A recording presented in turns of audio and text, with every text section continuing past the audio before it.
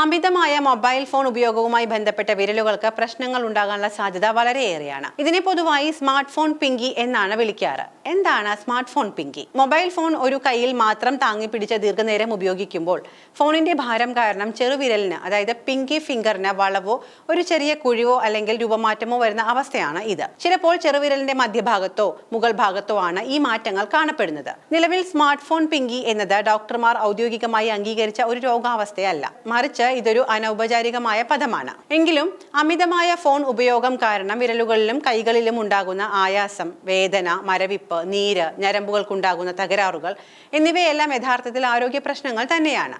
Mobile ഫോണിന്റെ ഉപയോഗം കാരണം വിരലുകൾക്ക് ഉണ്ടാകാൻ സാധ്യതയുള്ള മറ്റു രോഗാവസ്ഥകൾ എന്തൊക്കെയാണ്? വിനോദത്തിനും ആശയവിനിമയത്തിനും ഒഴിച്ചുകൂടാനാകാത്ത നമ്മുടെ മൊബൈൽ ഫോണുകൾ, പക്ഷേ അതിന്റെ അമിത ഉപയോഗം വിരലുകളുടെ ആരോഗ്യത്തെ എങ്ങനെ ബാധിക്കുന്നുവെന്നാണ് ഇനി പറയാൻ പോകുന്നത്.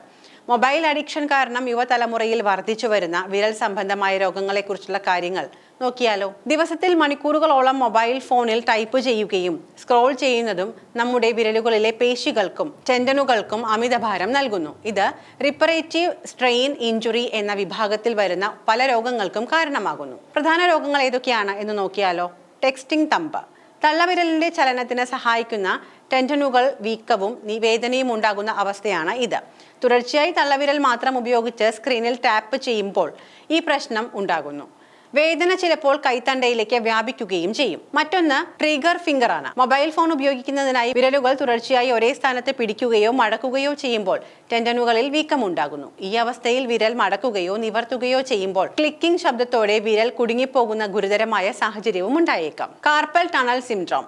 മൊബൈൽ ഫോൺ ദീർഘനേരം ഒരേ രീതിയിൽ പിടിക്കുന്നത് കൈത്തണ്ടയിലെ നാഡീഞരമ്പുകൾക്ക് സമ്മർദ്ദമുണ്ടാക്കി ഈ അവസ്ഥയിലേക്ക് നീങ്ങാം. വിരലുകളിലും കൈകളിലും തരിപ്പ്, മരവിപ്പ്, ബലക്കുറവ് എന്നിവയാണ് പ്രധാന ലക്ഷണങ്ങൾ. ഈ രോഗങ്ങളെ തടയാൻ എന്ത് ചെയ്യാനാകും?